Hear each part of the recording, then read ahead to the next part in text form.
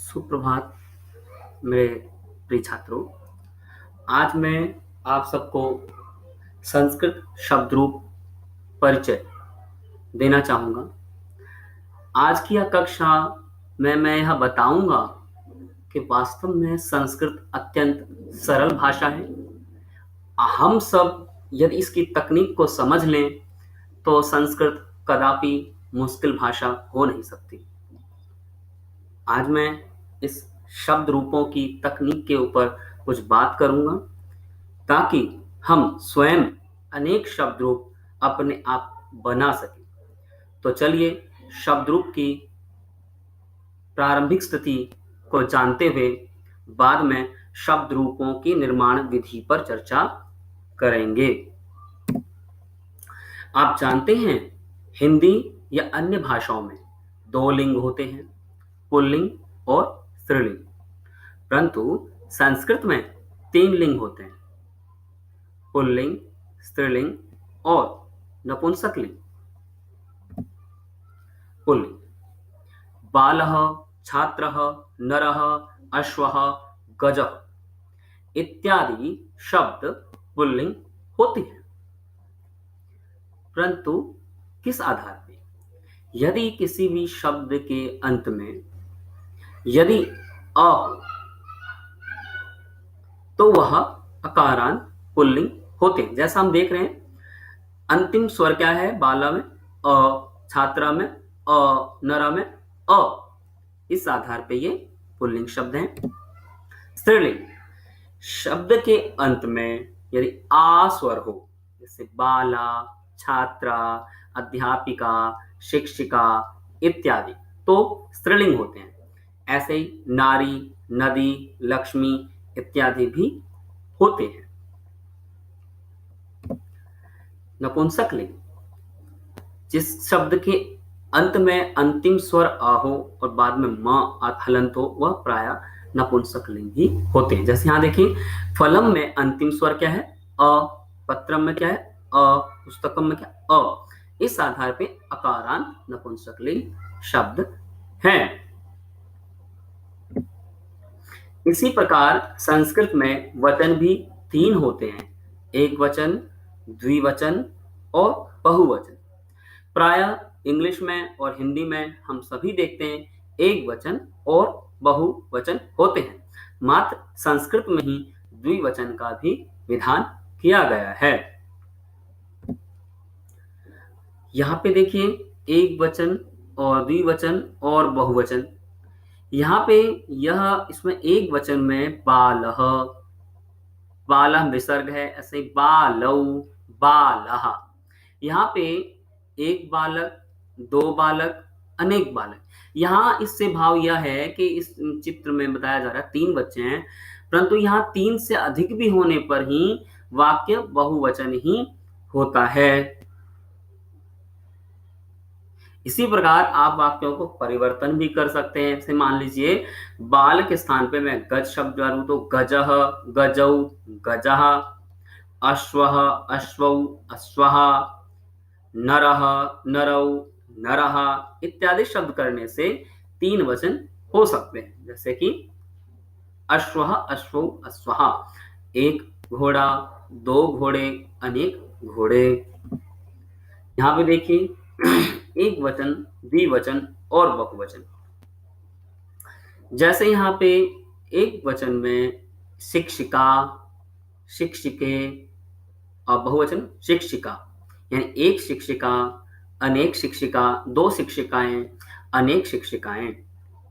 अर्थात शिक्षिका स्थान पे हम लोग महिला, बालिका भी प्रयोग कर सकते हैं। जैसे कि महिला, महिले, महिला, बालिकाः, बालिके, बालिकाः। इसी प्रकार हम लोग लता, लते, लता सभी का जब प्रयोग करेंगे तो होगा एक शिक्षिका, दो शिक्षिकाएं, अनेक शिक्षिकाएं। यहाँ तीन से भाव बता चुका हूं मैं पहले ही, दो से अधिक, तीन, चार, पांच, अनेक, जो भी हो। यहाँ पे देखिए, इस वजह से बताया जा रहा है आपको नपुंसक लिंग के बारे में। कैसे रूप चलते हैं? पुस्तकम, पुस्तके, पुस्तकानि। एक पुस्तक, दो पुस्तकें, अनेक पुस्तकें, अर्थात एक पुस्तक, दो पुस्तक, अनेक पुस्तकें। इसी प्रकार मित्रम मित्रे मित्राणि, फलम फले फलानि, पुष्पम पुष्पे पुष्पानि इत्यादि वाक्यों का भी हम लोग प्रयोग कर सकते हैं। शब्द रूप। संस्कृत में अंत वाले वर्ण में जो अक्षर है उसी आधार पर उनका नाम होता है। जैसे कि अकारांत, आकारांत इत्यादि, जिसके अंत में आकारांत अर्थात आ हो, इसी से स्त्रीलिंग बनता है, अतः लिंगों का आधार वर्ण होता है। हमने पिछली क्लास में वर्ण विच्छेद किया था। वर्ण विच्छेद में जब राम शब्द का वर्ण विच्छेद करेंगे तो र हलंत प्लस अ प्लस म हलंत प्लस अ, कुछ इस प्रकार से वर्ण विच्छेद करते हैं। अंत में क्या रहता है? अ। तो इसी आधार पे यहाँ पे कहा जा रहा है, इस प्रकार से राम शब्द बनता है। इस प्रकार लता शब्द का वर्ण विच्छेद करेंगे तो क्या मिलेगा? आ। अब बचेगा क्या? आ। इस प्रकार से आकारांत बनता है। तो बच्चों, संस्कृत में प्राय अंत में जो स्वर है, अंत में जो व्यंजन है, उसी आधार पर उसके नाम होते हैं। यहां देखिए, अकारांत अन्य पुल्लिंग शब्द। जैसे मैंने कहा था, हमें देखना है अंत में अ हो। जैसे यहाँ देखिए अ है, इसमें भी अ है, इसमें भी अ है, सब क्या है? अकारांत पुल्लिंग। तो इसी आधार पे यहाँ नरह, नरौ, नरः, अम्रः, अम्रौ, अम्रः, अश्वः, अश्वौ, अश्वः, गजः, गजौ, गजः, देवः, देवौ, देवः, पर्वतः, पर्वतौ, पर्वतः, शुकः, शुकौ, शुकः, बालकः, बालकौ, बालकः, रजकः, रजकौ, रजकः, सिंह, सिंहौ, सिंह हम लोग बना सकते हैं। अकारांत अन्य स्त्रीलिंग शब्द। जैसे मैंने पिछली स्लाइड्स में आपको बताया था कि अकारांत पुल्लिंग शब्द भी अनेक प्रकार से बन जाते हैं, हमें सिर्फ मूल शब्द चेंज करने हैं। उसी प्रकार स्त्रीलिंग में भी समझें। जैसे यहां देखिए, लता, पाठशाला, बालिका, शिक्षिका, अध्यापिका, गायिका, रमा, सीता, लेखिका इत्यादि। इसमें भी हम लोग जब रूप चलाएंगे तो उसके रूप बनेंगे लता, लते, लता, पाठशाला, पाठशाले, पाठशाला, बालिका, बालिके, बालिकाः, शिक्षिका, शिक्षिके, शिक्षिकाः, अध्यापिका, अध्यापिके, अध्यापिकाः, गायिका, गायिके, गायिकाः, रमा, रमे, रमाः, सीता, सीते, सीता, लेखिका, लेखिके, लेखिका इत्यादि अनेक शब्द बना सकते हैं। यहां देखिए, अकारांत अन्य नपुंसक लिंग शब्द। यहां पे इसको अकारांत इसलिए कहा गया कि अंतिम स्वर क्या है? अ। फलम में अंतिम स्वर क्या है? अ। पुस्तकम में क्या? अ।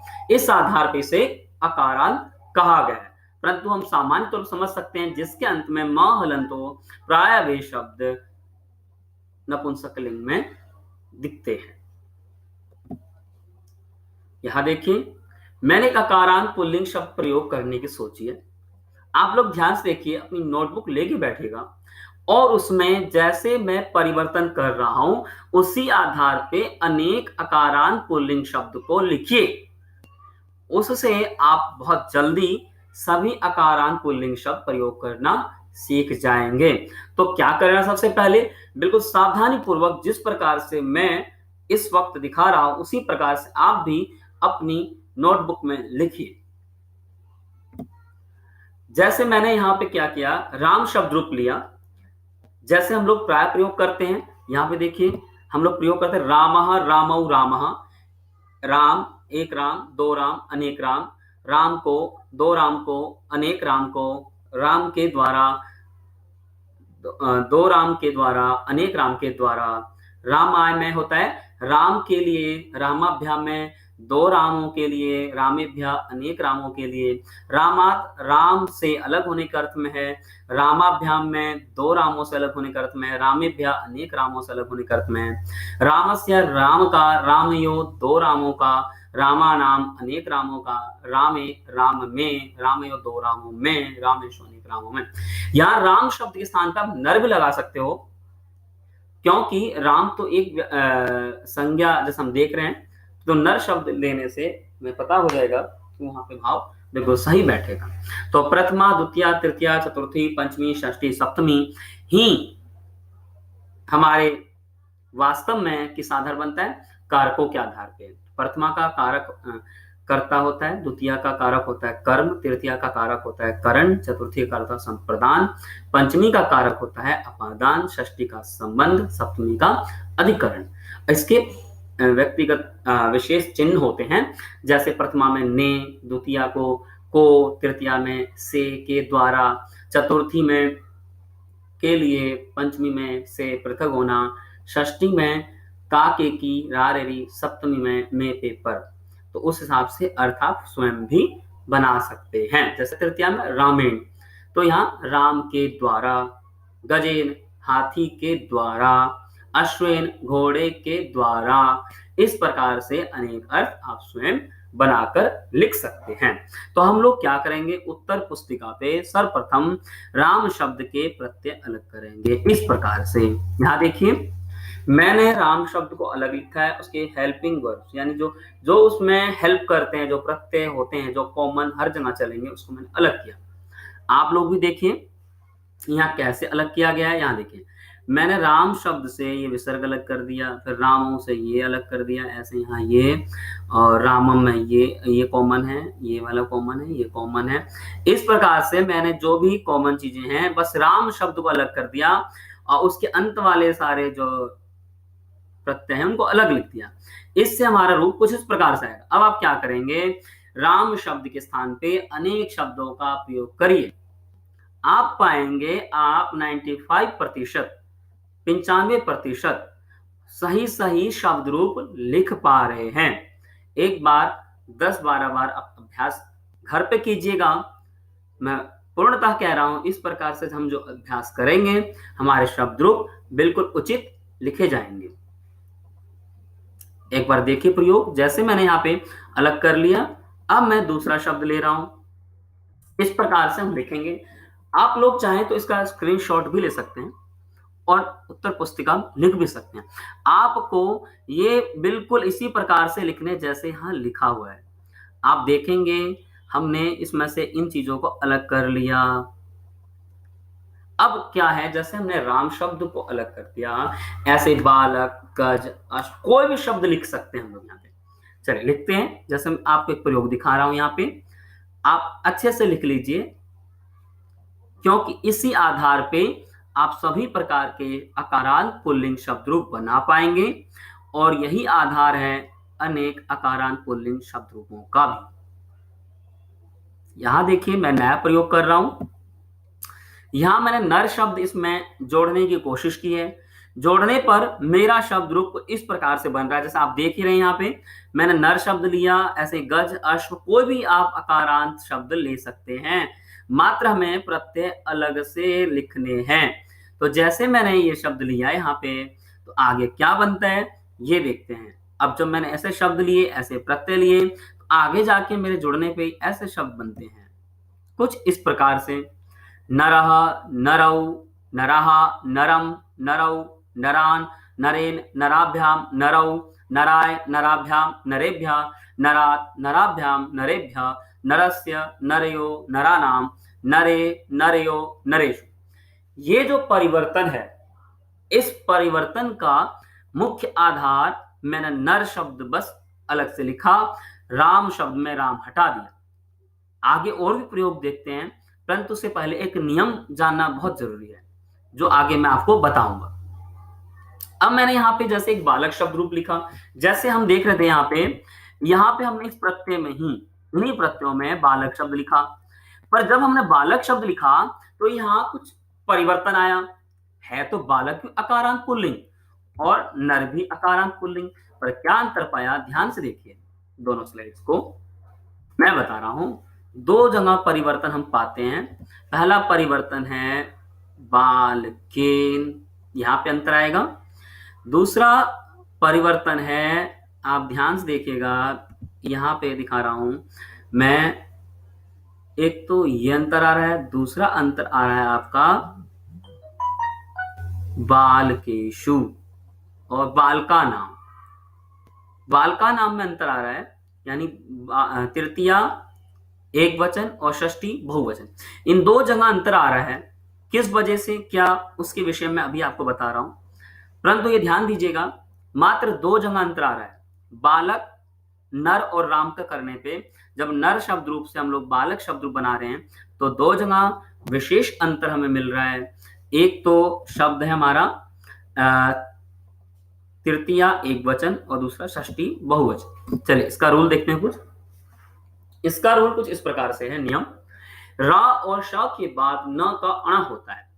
अब सिंपल सामान्य सी बात समझिए, यदि किसी शब्द में र, री और श वाले शब्दों में इस नियम के अनुसार न को न करें, अन्यत्र न ही रहेगा। अब उसकी विशेष नियम तो मैंने यहां लिख दिया है, परंतु आपको सिर्फ ये समझना है, री वाले शब्दों में भी यह नियम लगता है और अंत में र, री और श वाले शब्दों में भी इस नियम के अनुसार ना को अण करें। इस आधार पे हुआ। तो अब यहाँ रूल क्या है, र, री और श। तो हम जैसे यहाँ देख रहे हैं, इस बालक में र, री, श नहीं है, परंतु नर में र, री, श है और राम में भी र, री, श है, इसलिए इनमें परिवर्तन हुआ। और अब हम शुद्ध रूप देखेंगे क्या बनता है। यहाँ देखिए, मैंने जैसे आपको कहा था, बालकेन और बालका नाम, इन दो में यही बस चेंज है। तो हमें इस दो शब्द को ध्यान से देखना है। जब भी हम लोग अकारांत शब्द रूप करेंगे, इन दो शब्द को, मात्र दो शब्द को, तृतीया एक वचन और षष्ठी का बहुवचन, इस पे ध्यान देंगे तो हर प्रकार के अकारांत पुल्लिंग शब्दों को हम स्वयं अपने आप कर सकते हैं। और यह बहुत ही सरल विधि है। इस विधि को हम सभी को अपनाना भी चाहिए। अगला शब्द देखते हैं, आकारांत स्त्रीलिंग शब्द प्रयोग। जैसे लता, पाठशाला, बालिका, बाला, शिक्षिका, अध्यापिका, गायिका, रमा, सीता, लेखिका इत्यादि। यहाँ पे इन शब्द रूपों में हम एक बात ध्यान देंगे, आगे प्रयोग कैसे करने हैं। इसमें कोई विशेष ऐसा नियम नहीं है, जैसा मैंने आपको पीछे भी बताया था, हमें बिल्कुल उसी प्रकार से इसको करना है। जैसे यहाँ देखिए, यहाँ पे मैंने शब्द रूप लिया, बालिका, बालिके, बालिका, बालिकाम, बालिके, बालिका, बालिकया, बालिकाभ्याम, बालिका भी, बालिकायै, बालिकाभ्याम, बालिकाभ्य, बालिकायाः, बालिकाभ्याम, बालिकाभ्य, बालिकायाः, बालिकयो, बालिकानां, बालिकायां, बालिकयो, बालिकासु। इसी प्रकार से हम यहाँ क्या करेंगे, जो अतिरिक्त प्रत्यय है बालिका के खिलाफ, उनको अलग से लिख लें। यहाँ ए आया, जैसे यहाँ पे विसर्ग है, यहाँ पे म है, हलंत है, फिर यहाँ ए है, इसी प्रकार से इसको अलग करेंगे, जैसे हमने राम शब्द रूपों को अलग से लिखा था। अब इसके स्थान पे हम लोग दूसरे शब्द लगाएंगे, जैसे रमा। तो ध्यान देखें, यहाँ पे भी सेम उसी प्रकार से प्रयोग सिद्ध होता है, यानी सारे अकारांत स्त्रीलिंग शब्द को भी हम उसी तकनीक से, उसी विधि से बिल्कुल शुद्ध शुद्ध लिख सकते हैं और स्मरण भी कर सकते हैं। अतः यह विधि अत्यंत उपयोगी है। अब यहाँ पे रमा, रमे, रमा के अनुसार आप जब भी वाक्य लिखें तो आपको कारक चिन्ह और कारक पता होने चाहिए, क्योंकि कारकों को ही यहाँ पे विभक्ति का नाम दिया गया है। अब एक आप आगे देखेंगे, अकारांत अन्य नपुंसकलिंग शब्द, फलम, पुस्तकम, पत्रम, पुष्पम, मित्रम, उद्यानम, चक्रम, वनम इत्यादि शब्द हैं। अब यहाँ पे क्या समझना है कि जैसे आपने मैंने बताया, प्रायः हम ये समझे जिसके अंत में महा, वे सभी नपुंसक लिंग होते हैं। जैसे आप आगे देखिए, और अकारांत नाम क्यों है, क्योंकि अंतिम स्वर अ है। यहां देखिए नियम, नपुंसक लिंग शब्द रूप भी प्रायः पुल्लिंग शब्द रूप के समान ही चलते हैं, मात्र प्रथमा विभक्ति व द्वितीय विभक्ति में अंतर होता है, एवं नपुंसक लिंग में जो शब्द प्रथमा विभक्ति में होता है वही शब्द द्वितीय विभक्ति में भी बनता है। इस नियम को इस प्रकार समझ सकते हैं सरल भाषा में कि जो प्रथमा विभक्ति में रूप चलेंगे वही द्वितीया विभक्ति में रूप चलेंगे और कोई भी परिवर्तन नहीं होता। और बाकी जितने भी हैं तृतीया, चतुर्थी, पंचमी, षष्ठी, सप्तमी तक सब के सब प्रायः पुल्लिंग शब्द रूपों के समान ही होते हैं। यहां देखिए प्रयोग अकारांत नपुंसकलिंग शब्द प्रयोग। एक वचन, द्विवचन, बहुवचन में से प्रथमा में फलम फले फलानी, तो द्वितीया में सेम फलम फले फलानी। न अणा का रूल मैं आपको पूर्व में ही बता चुका था किस आधार पे दोनों बनते हैं। अन्य पुल्लिंग के समान चलते हैं, यानी तृतीया से लेके सप्तमी तक सभी शब्द रूप पुल्लिंग के समान ही चलेंगे, अर्थात राम या बालक के समान ही चलेंगे। यहां देखिए अकारांत नपुंसकलिंग शब्द के नवीन प्रयोग। मैंने यहाँ पे पत्रम शब्द लिया है, पत्रम, पत्रे, पत्राणी, क्योंकि त्र है इसमें इसलिए अणा आ गया। फिर द्वितीया में पत्रम, पत्रे, पत्राणी। बाकी अन्य पत्रेण, पत्राभ्याम, पत्रई, पत्राय, पत्राभ्याम, पत्रेभ्य इत्यादि हम पुल्लिंग के समान ही बना सकते हैं। यहाँ पे देखिए अकारांत नपुंसक पुष्पम, पुष्पे, पुष्पानी, पुष्पम, पुष्पे, पुष्पाणी। तृतीया में क्या होगा पुष्पेन, पुष्पाभ्याम, पुष्पई। चतुर्थी में पुष्पाय, पुष्पाभ्याम, पुष्पेभ्य। पंचमी में पुष्पात, पुष्पाभ्याम, पुष्पेभ्य। षष्ठी में पुष्पस्य, पुष्पयो, पुष्पानाम। सप्तमी में पुष्पे, पुष्पयो, पुष्पेषु। बिल्कुल सरल विधि है, इस विधि में कोई भी त्रुटि नहीं होगी और आप बहुत सरल तरीके से इसको आप कर सकते हैं। अतः मैं यही कहूंगा अनेक प्रयोग स्वयं करिए। इस प्रकार से मेरे प्रिय छात्रों आप एक नहीं हजारों शब्द रूप अपने आप बना सकते हैं और यह बिल्कुल सरल तरीका है। कृपया करके इसको अपनाएं और अपनी उत्तर पुस्तिका में अनेक अभ्यास करें। धन्यवाद मेरे सभी छात्रों, आज के लिए इतना ही इस कक्षा में।